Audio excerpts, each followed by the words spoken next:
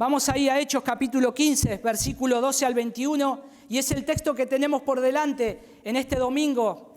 Y el sermón de hoy se titula Solo un pueblo para su gloria. Solo un pueblo para su gloria. Dice Hechos 15 del 12 al 21, toda la multitud hizo silencio y escuchaban a Bernabé y a Pablo que relataban las señales y prodigios que Dios había hecho entre los gentiles por medio de ellos. Eso es después de que Pedro habló. Versículo 13, cuando terminaron de hablar, Jacob respondió diciendo, escuchadme, hermanos. ¿Se acuerdan que este Jacob es el medio hermano de Jesús, Santiago? Versículo 14, Simón, que es Pedro, ha relatado cómo Dios al principio tuvo a bien tomar de entre los gentiles un pueblo para su nombre. Y con esto concuerdan las palabras de los profetas, tal como está escrito. Después de esto volveré y reedificaré el tabernáculo de David que ha caído y reedificaré sus ruinas y lo levantaré de nuevo para que el resto de los hombres busque al Señor. Y todos los gentiles que son llamados por mi nombre, dice el Señor, que hace saber todo esto desde tiempos antiguos. Versículo 19, por tanto, yo opino que no molestemos a los que de entre los gentiles se convierten a Dios, sino que les escribamos que se abstengan de cosas contaminadas por los ídolos, de fornicación, de lo estrangulado y de sangre. Porque Moisés desde generaciones antiguas tiene en cada ciudad quienes lo prediquen, pues todos los días de reposo es leído en las sinagogas.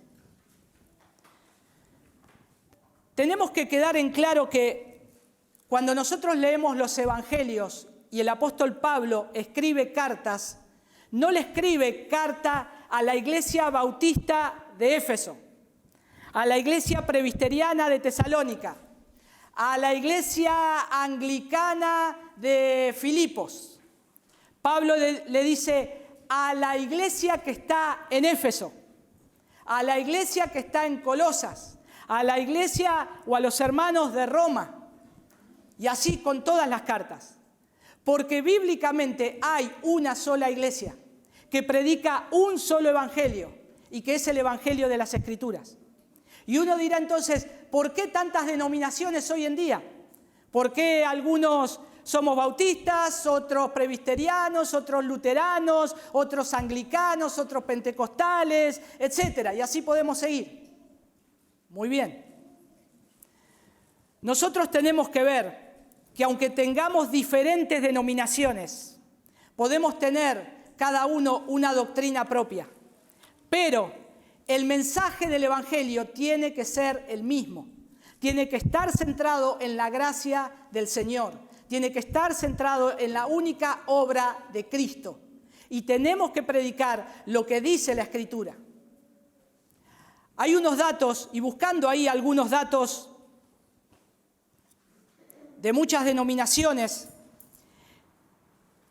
y justamente le pregunté a alguien que está avesado del tema, y le dije que en realidad trabaja en la parte de cultos. Entonces le pregunté, ¿cuántas denominaciones crees que hay en Argentina? Y entonces me dijo, qué buena pregunta, todo esto por WhatsApp. Y me dijo, mirá los datos del CONICET, que hicieron un estudio hace unos años atrás. Bueno, me referí ahí. Y según el CONICET, que es el centro de investigaciones que tiene la Argentina, donde se estudian distintas áreas de las cosas cotidianas que nosotros vivimos, o sea, de educación, trabajo, economía, etc. Los datos del 2012, solamente del 2012, o sea, viejísimos los datos, 20 años más o menos calculando, ¿no? ¿Cuánto? ¿20 años atrás? ¿Será? 10 años, perdón, 12 años atrás. Ya estoy adelantado, me estoy adelantando. Dice que solamente el 9% de los evangélicos, el 9% de evangélicos hay en Argentina.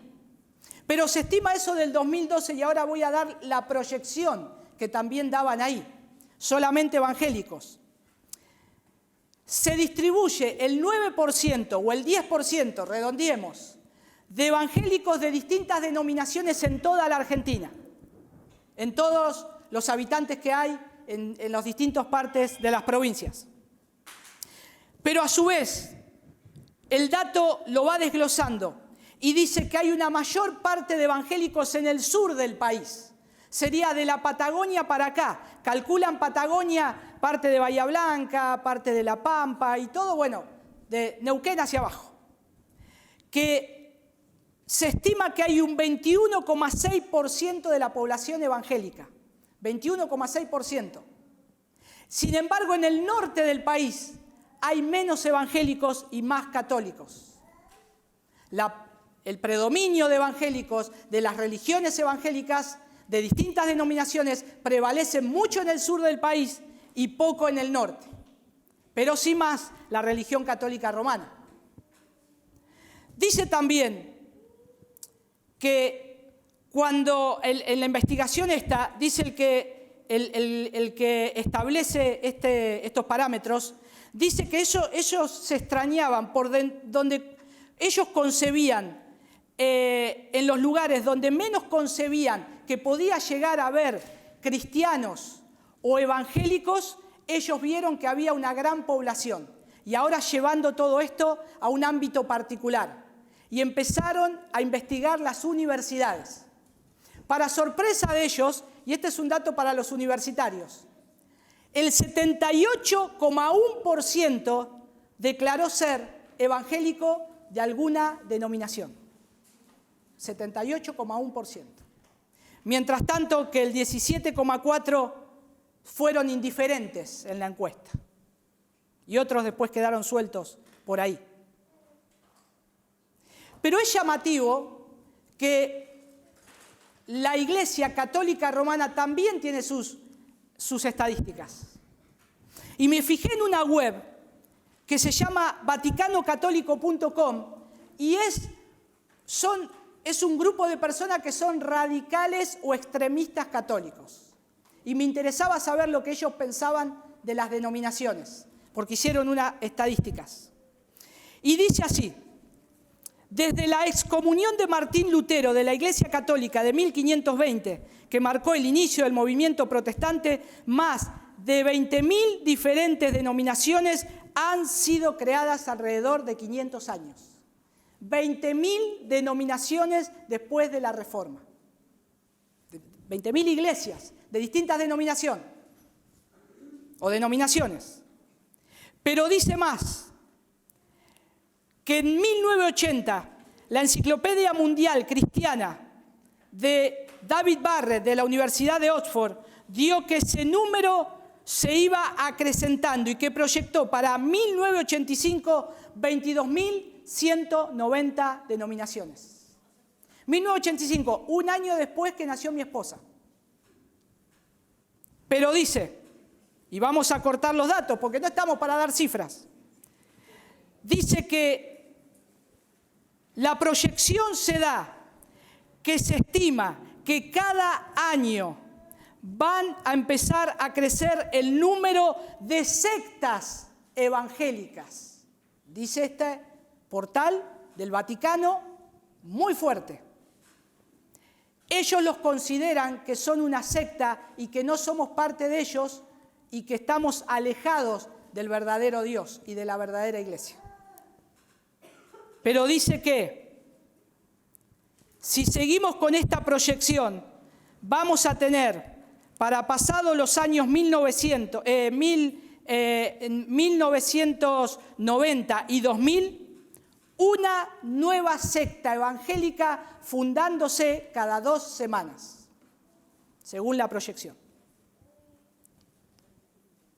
Y me llamó la atención el tono de la nota por la división que ellos hacen entre nosotros y ellos. Y claramente, hermanos, hay una división. No hay nada que nos una. No hay nada que nos una. Nosotros creemos que en este punto donde la iglesia se tiene que unir es en el Evangelio de Cristo y en la salvación que se predica. Cómo el pecador llega a Cristo por medio de la gracia, por medio de la fe, no por obras. Como dice en Hechos, capítulo 15, que estamos leyendo y que estaban debatiendo, sino también a lo largo de la historia cristiana.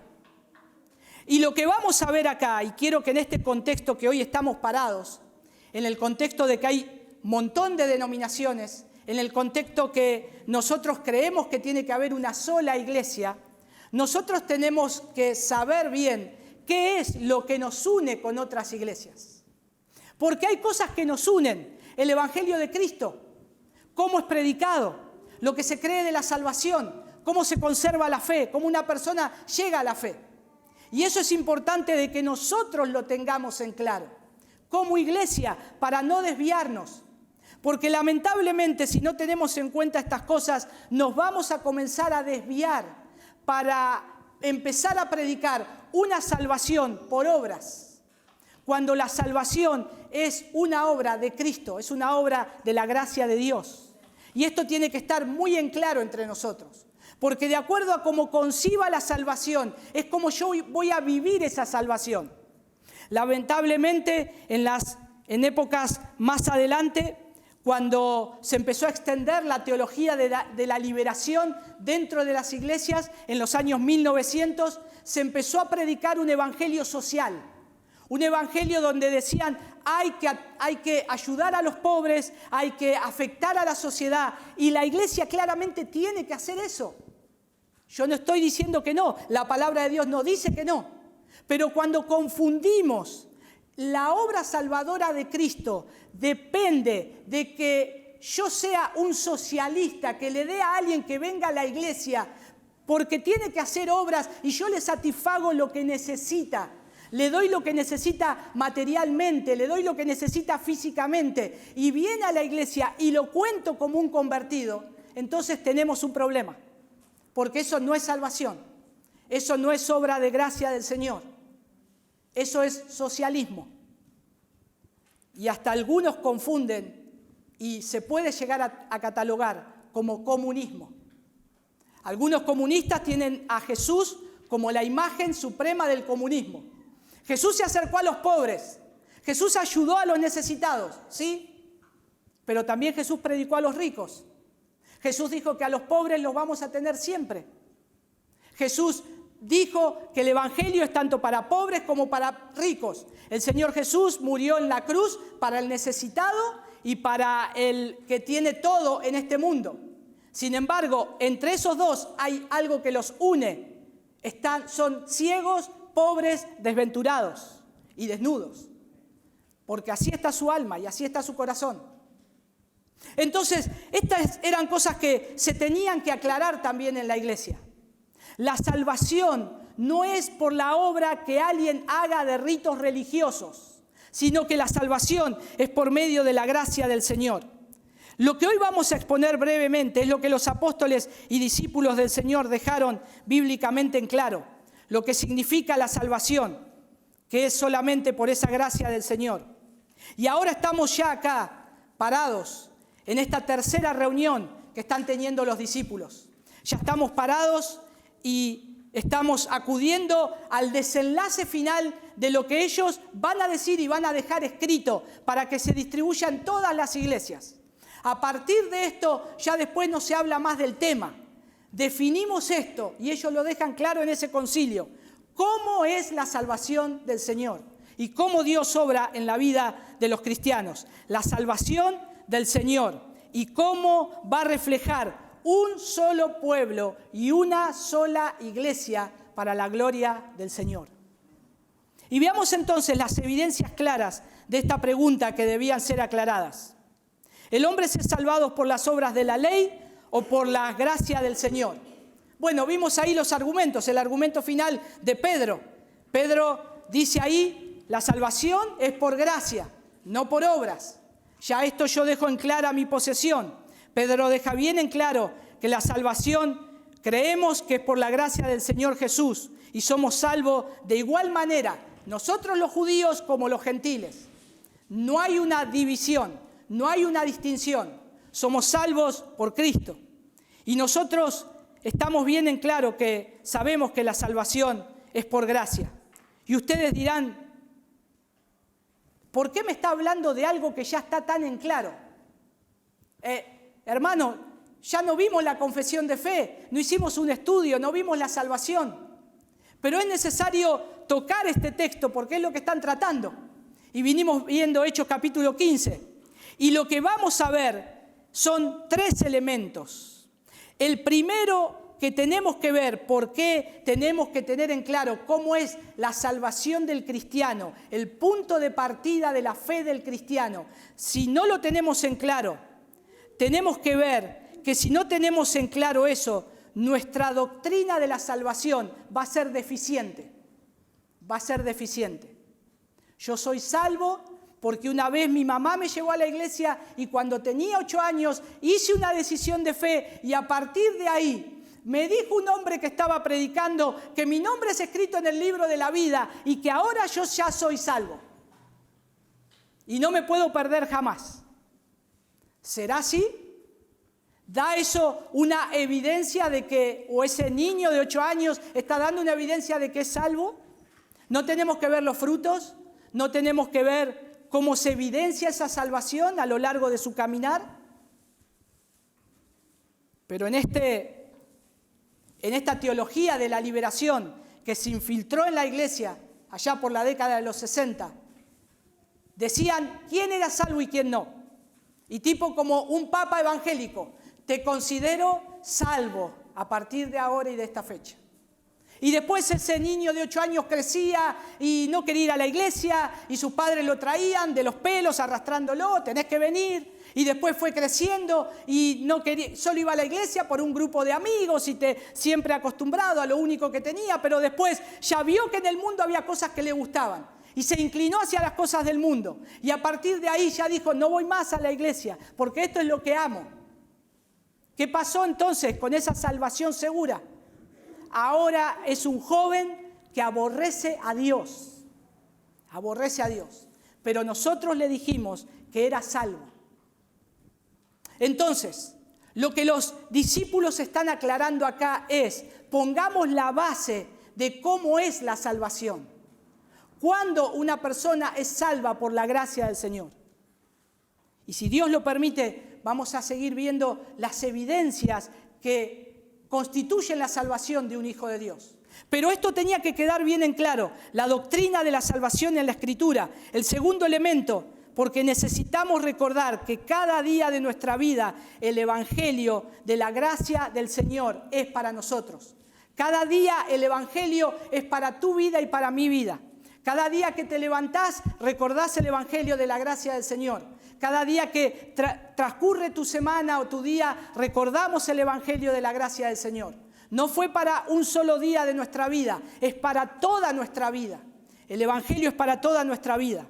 Y el tercer elemento, necesitamos conocer la salvación, esta salvación del Señor, porque muchas veces vivimos como si la salvación dependiera de nosotros, frustrándonos, olvidando que es una obra sobrenatural del Espíritu de Dios en personas que estaban muertas,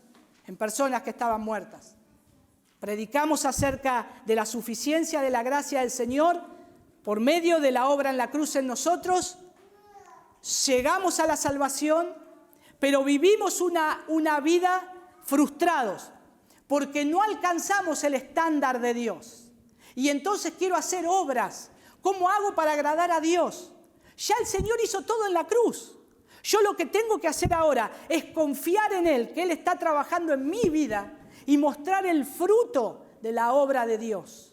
Mostrar lo que el Señor está haciendo.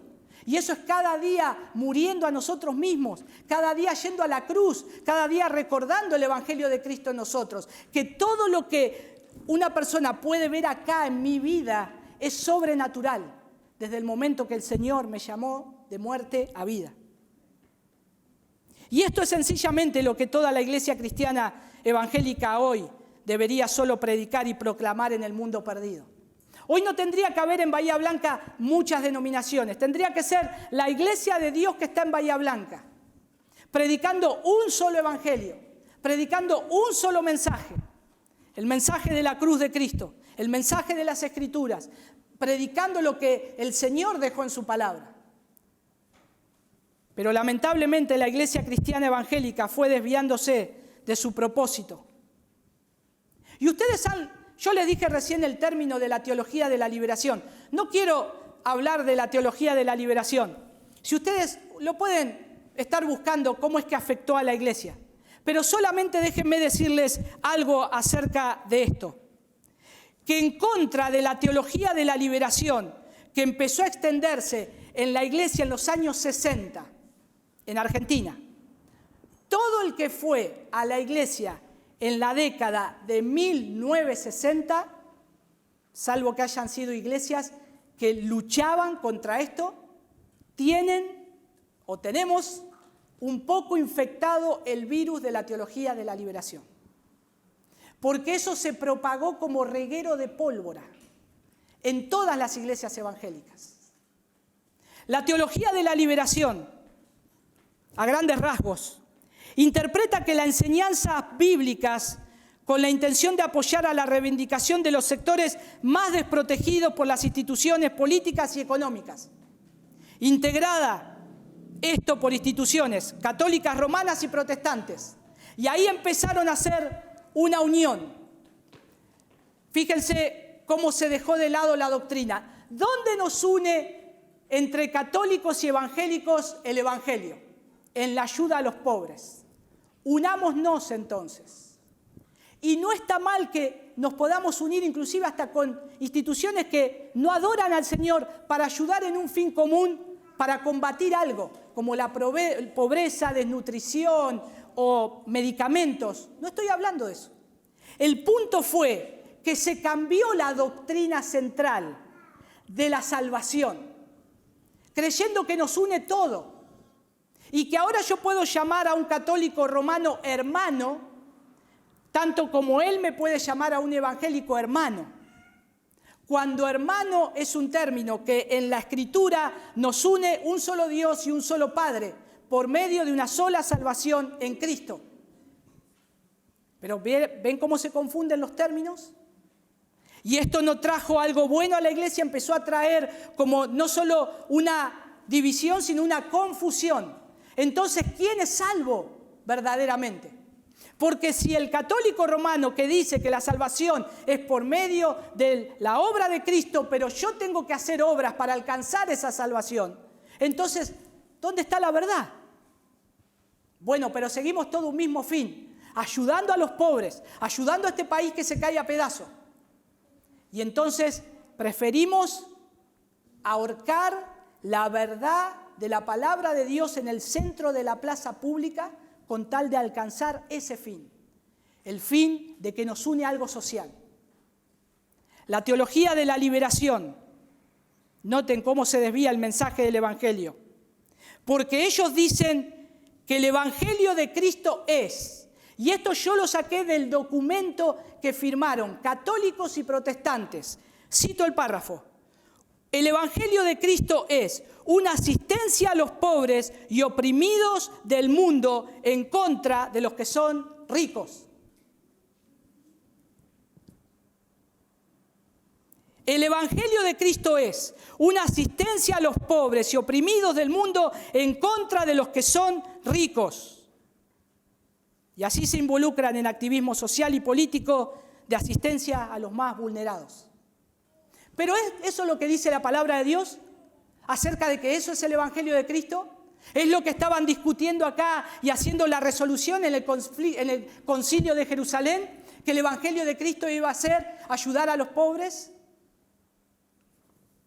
La Biblia ciertamente enseña a los seguidores de Cristo a cuidar a los pobres, claro que sí. Tenemos textos, Gálatas capítulo 2, versículo 10. Acuérdense de los pobres. Santiago mismo escribió en el capítulo 2, versículo 15 al 16, que había que asistir a los pobres. Claro que la Biblia habla de eso. Y debemos hablar también en contra de la injusticia social. Y sí, también la Biblia advierte rápidamente contra el engaño de las riquezas. Marcos capítulo 4, versículo 19. Cuidado con el engaño de las riquezas. Sin embargo, la teología de la liberación se equivoca en un par de lugares.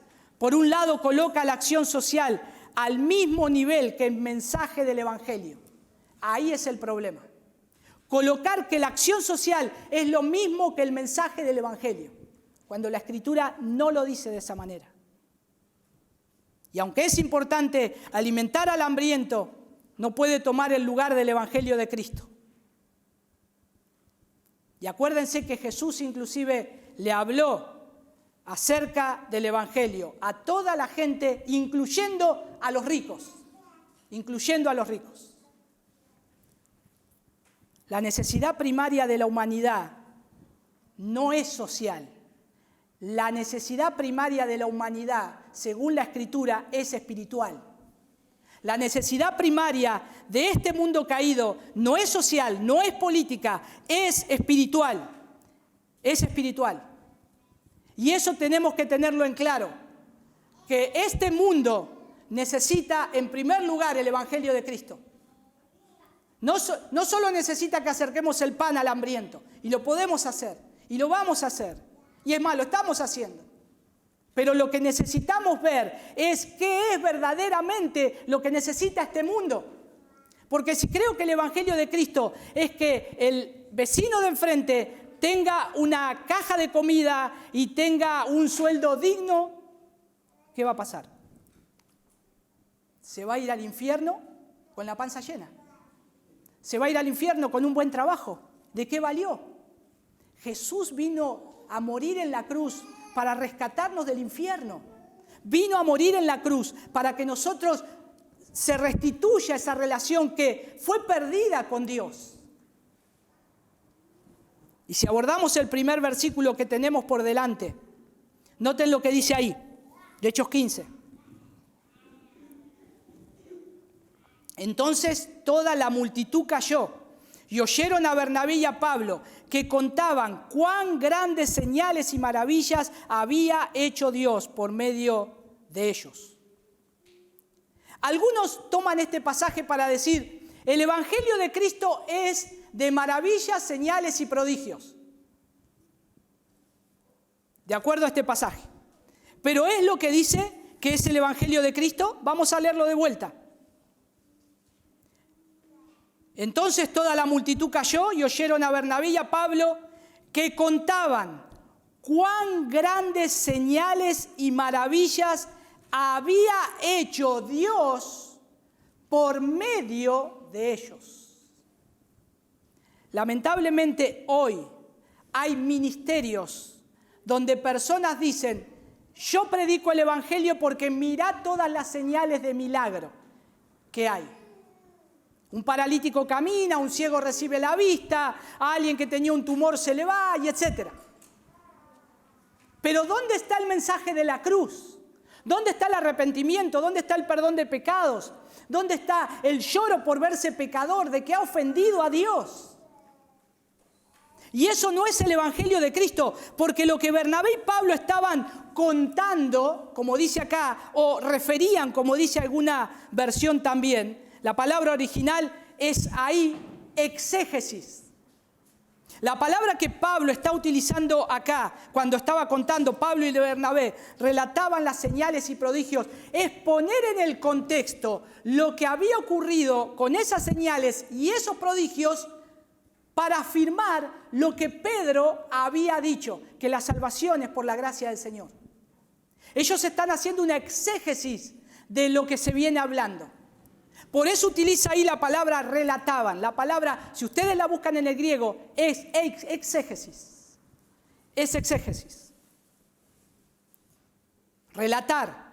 Nosotros, Pablo y Bernabé, relataban las señales que en ese tiempo eran las que mostraban que los convertidos gentiles eran discípulos en tan buena condición como los judíos, sin la circuncisión. Acuérdense que en Hechos de los Apóstoles pasaba algo sobrenatural que no pasó en otra historia de la iglesia. Automáticamente muchas personas se sanaban. Aún Dios hacía tantas sanidades que decía que Pedro pasaba con su sombra y las personas se sanaban. Pero no era la sombra de Pedro que sanaba a los enfermos. Es el poder de Dios que sanaba a los enfermos. Es el poder del Señor. Pero el testimonio de los milagros era para que los judíos vieran que por medio de esas señales sobrenaturales, estos que estaban recibiendo el Evangelio verdaderamente eran convertidos. Porque se estaba estableciendo la iglesia. Y la iglesia ahora estaba en esa transición de ser un pueblo judío a ser ahora un pueblo gentil unidos todos por medio de Cristo, siendo un solo pueblo. Entonces acá está dejando en claro Pablo, Bernabé, Pedro, Santiago, el medio hermano de Jesús. Hay un solo pueblo. No es que están los judíos y están los gentiles, sino que nosotros lo tenemos en la Escritura cuando nos dice judíos y gentiles para que entendamos el contexto de esa división. Pero es un solo pueblo para la gloria del Señor. Y esas señales señalaban el poder de Dios que actúa tras cada milagro, pero carecen de valor a menos que conduzcan a Dios y su verdad. Si una persona entre nosotros es sanada de un cáncer, un paralítico, camina, Dios lo puede hacer, gloria a Dios, oramos por eso. Pero eso no es la salvación, eso no es el Evangelio de Cristo. Eso te va a mejorar la vida unos poquitos años más adelante, porque morir te vas a morir igual.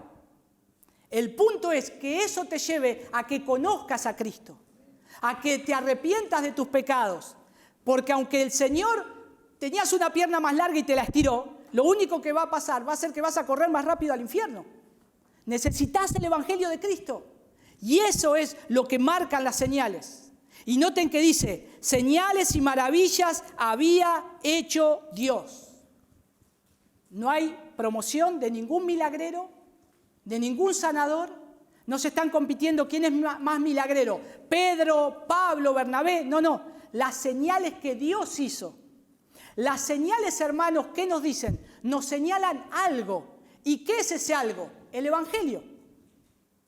La señal siempre te señala algo, ¿o no? Si nosotros salimos de acá para Bahía, vemos un cartel que dice Montehermoso 110, 120 kilómetros.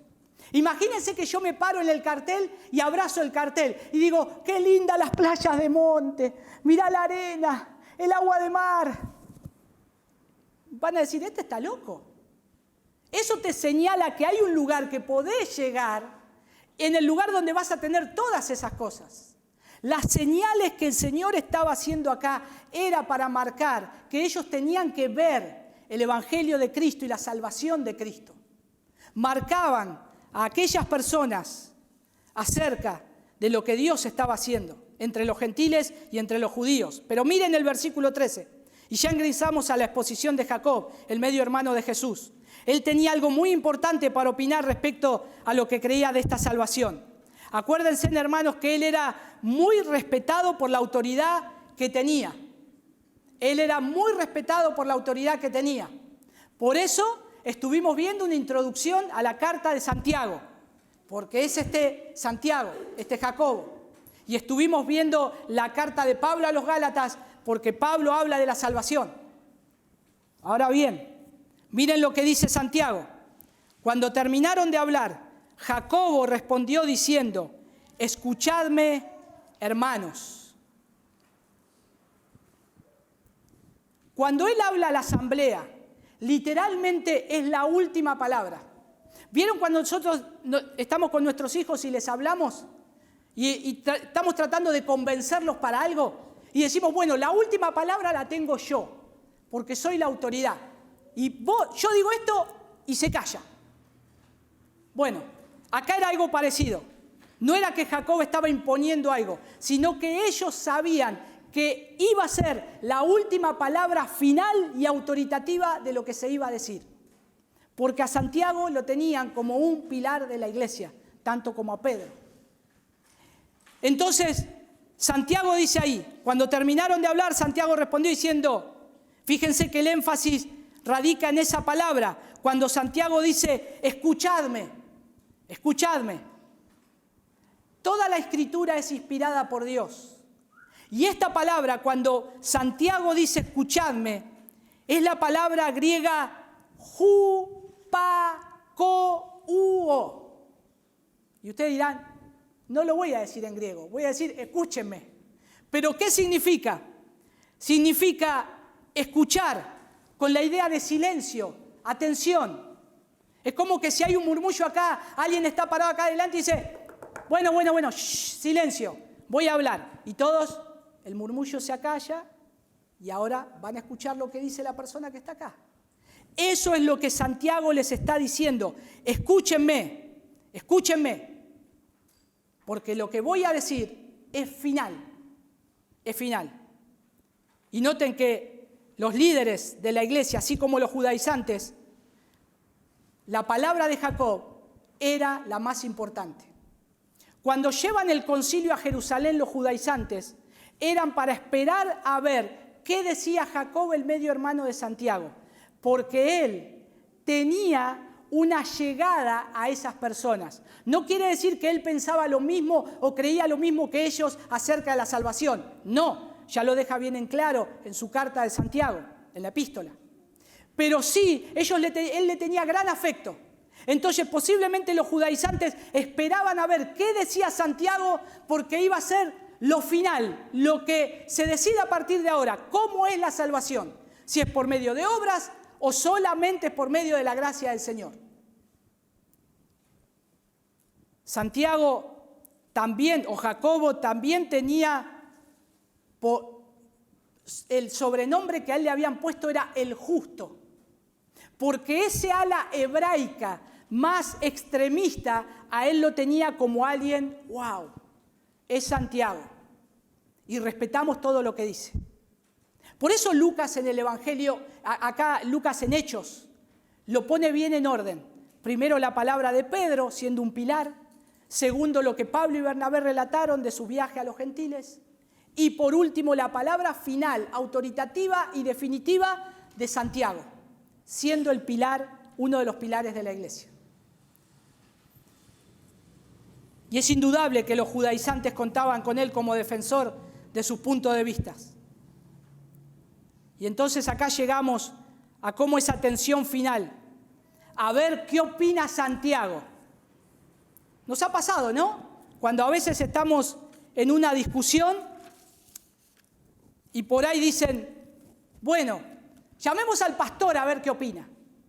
Decirle que tengamos una cita, a ver qué opina él, como si fuese la última palabra definitiva. Y eso es lo que vamos a hacer. Bueno, los judaizantes y los cristianos que estaban, gentiles, judíos, que no estaban de acuerdo con los judaizantes, esperaban a ver Santiago qué va a decir. Y ahí lo tenemos. Y otra vez dice, versículo 14, Simón, dice Santiago, Simón Pedro ha relatado, noten que otra vez utiliza la misma palabra que el versículo 12, relataban, exégesis. Y Santiago dice, Simón hizo una exposición exegética de lo que o cómo Dios al principio tuvo a bien tomar de entre los gentiles un pueblo para su nombre. Entonces ya esto está mostrando que se está inclinando hacia un lado, acerca de la salvación por gracia. Y con esto concuerdan las palabras de los profetas tal como está escrito. Pero noten ahí que Santiago introduce algo en eso que dice. Dice, Pedro relató cómo Dios al principio tuvo a bien. La palabra es cómo Dios se interesó por un pueblo que no es el pueblo judío. Simón Pedro relató cómo Dios se interesó para tomar de entre los gentiles a un pueblo para su nombre. Y dice Santiago, y esto no es algo nuevo. ¿Por qué no es algo nuevo? Porque dice ahí en el versículo 15, y esto concuerdan los profetas. Esto están concordando los profetas. Las palabras de los profetas, tal como está escrito, concuerdan ahí. La palabra concuerda, ¿a qué le suena? Como algo, si la separan, como algo de cuerdas, ¿no? Y exactamente tiene que ver eso, esa palabra. La palabra concuerda viene del término sinfonizar, de tocar algo en armonía, de que una banda, un grupo de música toque sin que ninguna nota sobresalga más que la otra. Y entonces Santiago dice, lo que dijo Simón Pedro concuerda como una sinfonía con lo que dicen los profetas, de cómo Dios iba a salvar a los gentiles. Y Santiago utiliza el libro del profeta Amós, pero dice los profetas, o sea, en general. Pero especifica ahí Amós capítulo 9, versículo 11. Dice versículo 16, después de esto volveré y reedificaré el tabernáculo de David que ha caído, y reedificaré sus ruinas y lo levantaré de nuevo, para que el resto de los hombres busquen al Señor y todos los gentiles que son llamados por mi nombre. Dice el Señor, que hace saber todo esto desde tiempos antiguos. O sea, la primera parte mostró lo que dice Amós, pero la última citó a Isaías. Por eso concuerda. Todo esto que está pasando, dice Santiago, como los gentiles son salvos por la gracia del Señor, no es algo nuevo, es algo que Dios dijo que iba a pasar. Y entonces es bueno que nosotros prestemos atención y abracemos a estos hermanos como hermanos. Que no le impongamos más cargas, que no le impongamos acerca de una gracia que es por medio de las obras, o de una salvación que es por medio de las obras, sino que es por medio de la gracia de Dios. Y fíjense que el versículo 19 dice, por tanto, es como decir, yo opino, dice ahí Santiago. Y ya cierra ahí con un término de conclusión y resultado. Yo opino, y que Jacob encontró el apoyo en las Escrituras, en lo que dijo Simón Pedro, en lo que dijo Pablo y Bernabé, en lo que dijeron los profetas, que la salvación es por medio de la gracia. Y entonces noten que dice ahí, yo opino que no molestemos más a los que de entre los gentiles se convierten a Dios. Ya está, no los molestemos más. ¿Para qué le estamos metiendo más rituales o cosas que hacer? ¿Para qué le estamos metiendo a la salvación una carga que ellos no pueden llevar? Es por gracia, la salvación es por gracia. Y solamente finaliza diciendo que solamente le vamos a pedir que practiquen con moderación ciertas costumbres que también la ley judía lo tiene contemplado, como abstenerse de cosas sacrificadas a los ídolos, carne de animales estrangulados, ni de sangre, inclusive pone de inmoralidad sexual. Pero la inmoralidad sexual es un requisito moral, no ceremonial, ¿no? No es algo que solo los judíos hacen y los gentiles podían tener inmoralidad sexual. Inmoralidad sexual no se puede nombrar, no está contemplado. Pero junta todas estas restricciones alimentarias para indicar que esas 4 prácticas coloca la acción social ahí, la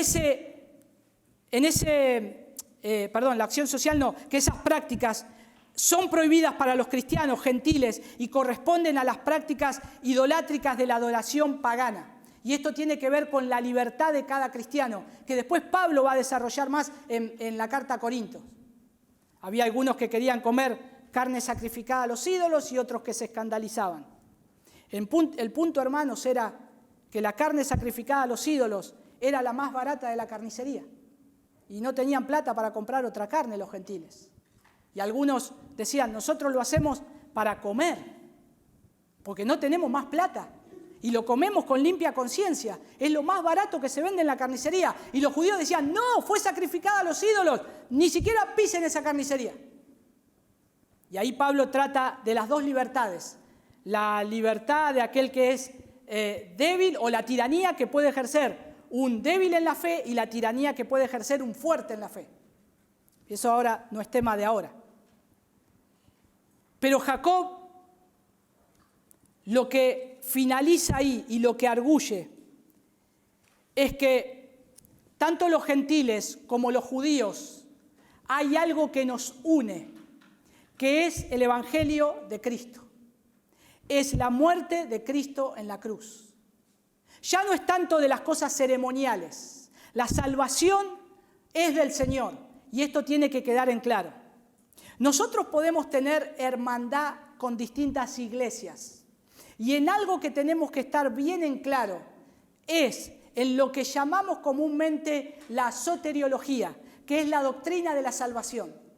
Si las otras iglesias creen que el cristiano o que el hombre es salvado por la gracia del Señor única y suficientemente por Cristo y por medio de Cristo, y nosotros vemos que esa salvación es segura y perfecta, imperecedera, que Dios llama eficazmente por su gracia y que nada puede apartar a aquel hombre que es salvado por la gracia del Señor, entonces vamos por buen camino. Yo puedo tener un acercamiento, puedo tener una hermandad, hay algo que nos une. Yo puedo tranquilamente ir a esa iglesia y si hay un hermano decirle hermano. Pero donde la salvación se predica y te dice, vos sos salvo porque viniste solamente a un encuentro y después que pasaste de ese encuentro te bautizaste y diste evidencia de salvación porque fuiste 3 días a un lugar que te manipularon emocionalmente y después te hicieron dar testimonio creyendo que eras un cristiano. Entonces yo ahí dudo de que pueda llamar a alguna de esas personas hermanos, porque no sé si hubo verdaderamente una conversión. Tengo que ver sus frutos. Tengo que ver el testimonio que da de la gracia de Cristo. Tengo que ver el testimonio de la iglesia. Tengo que verlo. Entonces, mis hermanos, creo que es claramente visible el cuidado que los apóstoles y discípulos tuvieron que tratar este tema. Porque este es el tema central y el consenso de la iglesia cristiana en los primeros tiempos. Era seguir el centro de lo que se está predicando. No podemos perder el centro de lo que se tiene que predicar. Es un solo evangelio, es una sola fe, es un solo bautismo, es un solo Dios y Cristo, Señor de todos. Es solamente uno solo. Y yo tengo que mantener el mensaje central de la salvación por gracia, no por obras, para que nadie se gloríe. ¿Y qué necesita hoy el mundo? Seguir escuchando el Evangelio de Cristo. Seguir escuchando el Evangelio de Cristo. Las naciones están en crisis, el mundo está cayendo en picada, pero no solamente por la economía, los gobiernos, la moral. Eso creo que es la metástasis del cáncer central que se llama pecado en el mundo. ¿Cómo se soluciona eso? Con el Evangelio de Cristo. ¿Cómo se soluciona eso? Predicando el Evangelio de Cristo, llevando el Evangelio de Cristo. Es la única manera de poder tratar el corazón pecaminoso de los hombres. Y la iglesia no tiene que estar dividida pensando de qué denominación soy. Si estoy en la confraternidad, en la asociación de pastores, en la organización. Eso es carne y sangre.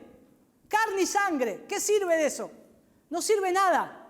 Aún como Pablo tendríamos que decir, lo estimo como pérdida, lo estimo como basura. Lo que yo tengo que ver, que somos una sola iglesia, para que el nombre del Señor Jesús sea glorificado entre las naciones. Hermanos, si yo predico a alguien en la calle y me dice, mirá hermano, yo no puedo ir a la reunión de acá porque me queda lejos. Yo le digo, hermano, necesitas congregarte. ¿Dónde vivís? En tal lugar. Mirá, conozco una iglesia bíblica que te van a enseñar de Cristo en ese lugar. Andá ahí. Comprometete con la iglesia, sé fiel con los hermanos, porque te van a enseñar acerca del Evangelio de la gracia de Dios. Pero puedo llegar a decir eso, o podemos llegar a decir eso, si en verdad nos unimos en esto y tenemos este mismo pensamiento, que lo que nos une es la salvación de Cristo, la que el Señor ya dijo por medio de su Evangelio. No es que haya otro Evangelio, como dijo Pablo, sino que algunos lo pervierten. Hay un solo Evangelio y por medio de ese Evangelio tenemos que predicar a los incrédulos. Por medio de ese Evangelio tenemos que predicar a los que se van al infierno sin conocer a Cristo. Todavía en nuestra ciudad hay lugares que no conocen a Cristo. Y hermanos, me lamenta decir, peor aún, que hay dispersos en distintos lados de nuestra ciudad, gente que no va a ningún lado y que cree que ha sido salvada porque un día hizo una oración de fe, pero da una evidencia de que nunca conoció a Cristo por su vida. No da frutos. Y esas personas, si verdaderamente no conocen el Evangelio de Cristo, se van a encontrar con las terribles palabras que Jesús dijo en Mateo capítulo 7, apartaos de mí, hacedores de maldad, nunca los conocí. ¿Cómo, Señor? Si en tu nombre hicimos milagros, en tu nombre echamos fuera demonios. El Señor les va a decir, no son míos. Nunca se arrepintieron, nunca se pusieron a cuenta, nunca fueron a la cruz. Nunca yo fui su sustituto. Eso es el Evangelio de Cristo. Y que, hermanos, podamos comprometernos con este mensaje. Y no solamente con este mensaje, sino que comencemos a ver qué dice la Escritura acerca de la salvación. ¿Qué es la salvación para tu vida y qué es la salvación para mi vida?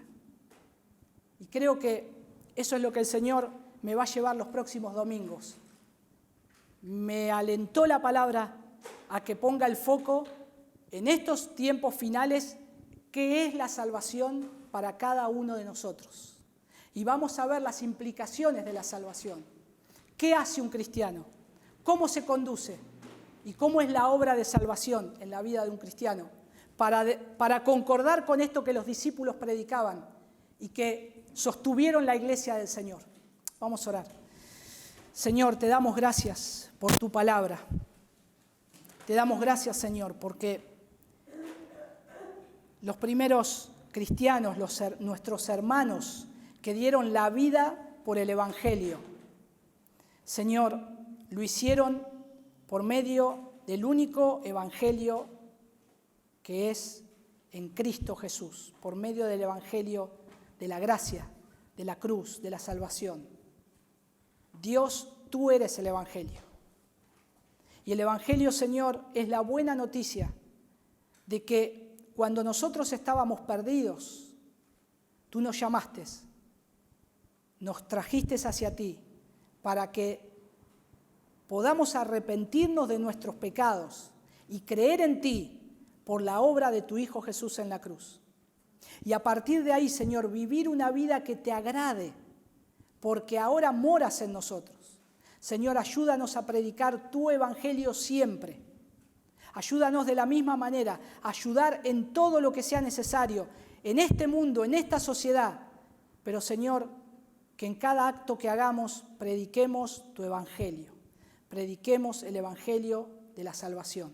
Ayúdanos, Señor, a poder seguir entre nosotros proclamando este evangelio y recordándolo para nuestras vidas, que todavía, Señor, tú estás haciendo una obra. Gracias, Padre, en el nombre de tu Hijo Jesús. Amén.